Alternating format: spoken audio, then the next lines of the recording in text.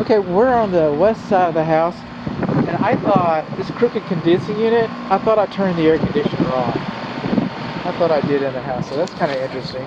This wood next to the house, that's conducive to wood destroying insects. In fact, maybe I should just start drawing here. Maybe I should just start drawing. Kind of my method here, you know. Alright, get a new page. Everybody goes like that.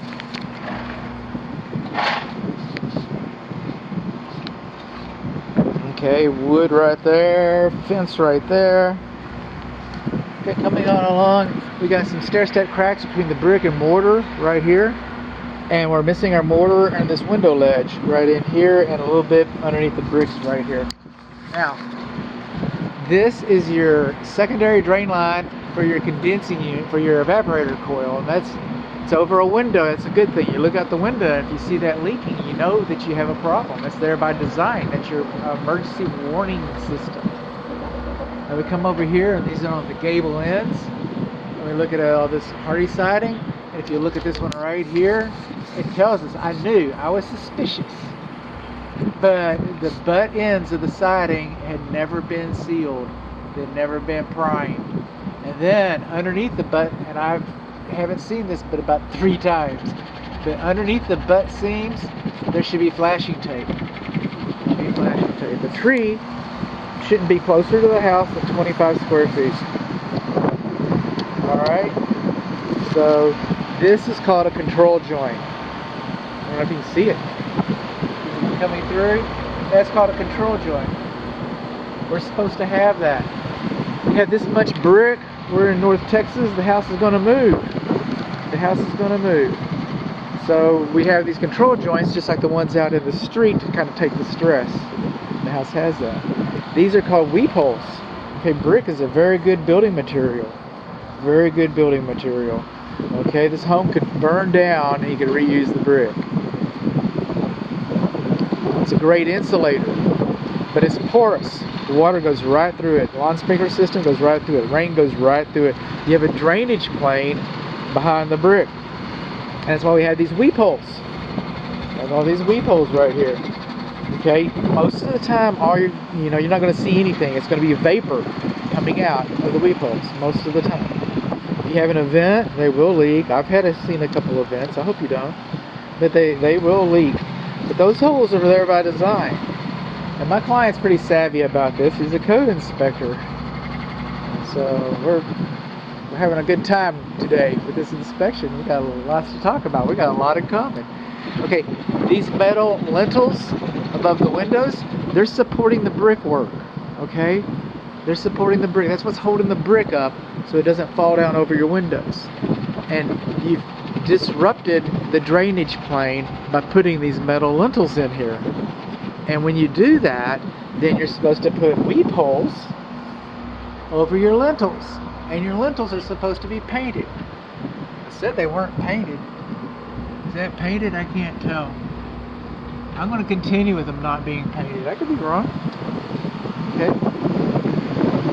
The electric disconnect for the condensing unit should be sealed on 3 sides. Moving on along.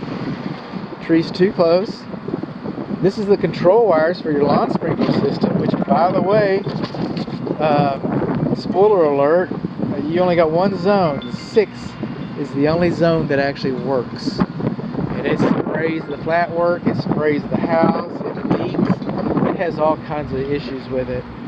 And 1, 2, 3, 4, and 5 do not even respond at all.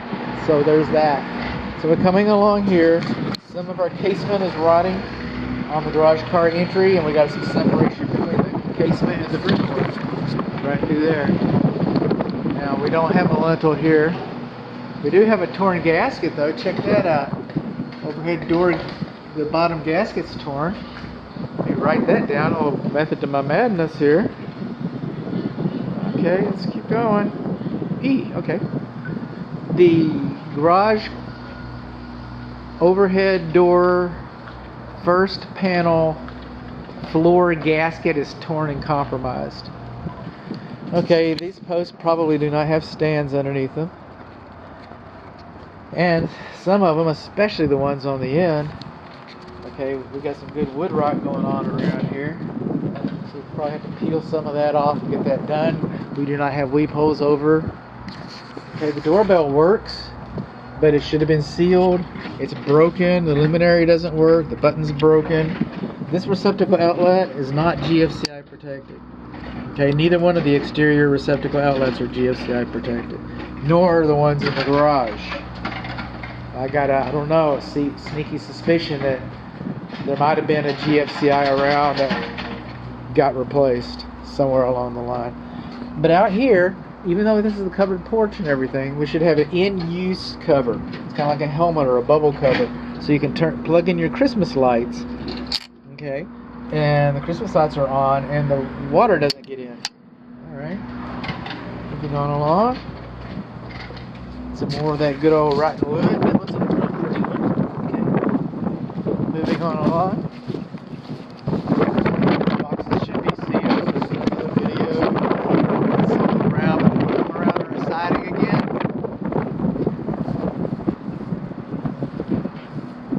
See the drip edge right there?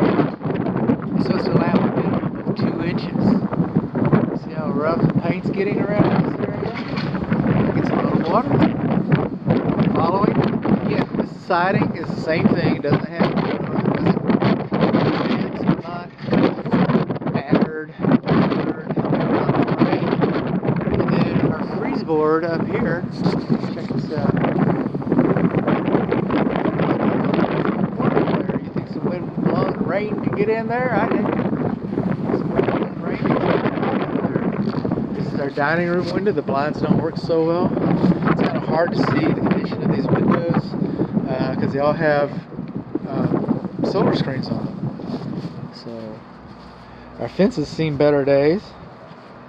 You didn't know I was an Indian tracker, did you?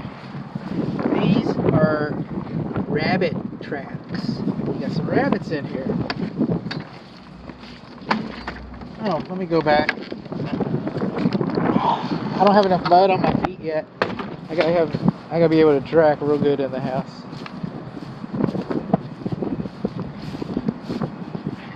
This is a post-tension cable slab.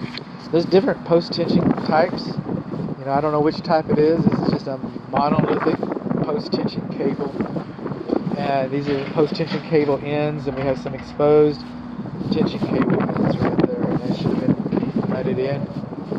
Okay. I'll get back over here to my rabbit tracks, so I can spread some more mud around. Oh, that's kind of embarrassing. Okay. I guess that's my feet sliding down the hill. Okay. We're missing our vacuum breaker on this faucet back here. Coming on along. This is called swampage. Alright, this is not drainage. You should have a swale that goes around and takes it out of the house. See that right there? That's not going anywhere. That's called West Nile disease. That's what that's called. That's a health concern. Oh, did you find it? Yeah, it's on the stairs. Oh, okay. Thank you. Got a little bit of wood rot right here, rotten wood, and on this wood right here is conducive to wood destroying insects, termites. Got a little bit of separation on our vertical trim board right in here. Let's talk about the vertical trim board. Okay, I got other notes, so that was gonna like fall in later. All right. I always talk about control joints and expansion joints, and control joints and expansion joints. This is actually an expansion joint, and wood is, for lack of a better word, is an acceptable application. It's your most economic way to settle this problem. And the problem with wood is that it rots, and it's conducive to wood destroying insects and termites and stuff. Yeah, I mean, you could put a cord. They have plastic rope that they put in there. They have asbestos composition, you know, oil-based rope that they put in there. They have pookie that they pour in there, or they put wood there, and that's what they did. So there you go. This is what's called an in-use cover. This is what I was talking about. You wanted one on the front porch. Let's see.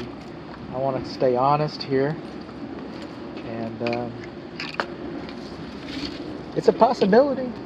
It's never too late to reform. Come on. No GFCI, right? No GFCI, just like the front. And again, I think if you put some GFCI on one of the receptacles in the garage, you're probably going to be able to capture some GFCI on the exterior. Now, all of the garage will not be GFCI because this house is built in 2000. Okay, like the ceiling won't be GFCI, but you would be able to recapture some of this if you did that. Exterior light fixtures should be sealed when they're attached to the building there. And we do not have, this is a good place to point it out, but it hasn't been anywhere, but anytime you have a window on wooden siding, you're supposed to have Z-bar flashing over that, so any of the water, the drainage plane, remember I was talking about the drainage plane, it's supposed to come in and come out, and it's supposed to go down. Of course, the butt seams, they've kind of tacked some nails. As tacky as the nails look, the manufacturer's okay with nails. You might not be, but the manufacturer, well, there it is. But we don't have Z-bar flashing. See the lint inside of there? That tells me that's the clothes dryer vent. And clothes dryer vents are not supposed to have screens on them because they collect lint like that. And you have these things called fires. So we don't want that. Okay, this is another good example. It's like the second one. We do not have Z-bar flashing over. We do even have apron flashing over this? They just ran it down. Oh my goodness. Oh my goodness. And then you see here the edge flashing. Now this is just a little small minute area, but we're missing it over here. And over here it's not lapped a minimum of 2 inches. Now the house probably won't fall down, and just like over on the east side of the front porch. So the house is probably not going to fall down because you don't have 2-inch lap over your edge flashing. All I know is that the manufacturer specifies that all edge flashing should have a minimum of 2 inches of lap. And you don't. So there you go. Told you. Yes, sir? Yeah. Is that a political party sign? Publican.